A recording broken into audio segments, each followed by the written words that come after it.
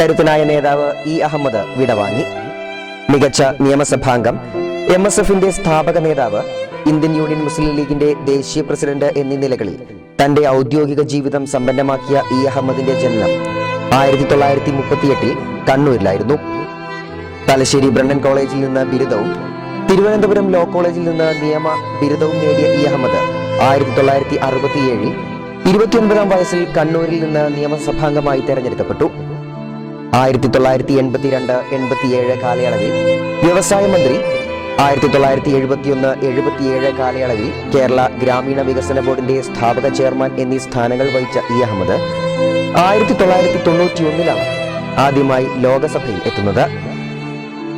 2 തവണ വിദേശകാര്യ സഹമന്ത്രിയായും റെയിൽവേ സഹമന്ത്രിയായും മാനവ വിഭവശേഷി വകുപ്പ് മന്ത്രിയായും സേവനമനുഷ്ഠിച്ച ഇദ്ദേഹം സിവിൽ ഏവിയേഷൻ, ടൂറിസം, ശാസ്ത്ര സാങ്കേതികം, വനം, പരിസ്ഥിതി തുടങ്ങി നിരവധി പാർലമെന്ററി കമ്മിറ്റികളിൽ അംഗം കൂടിയായിരുന്നു.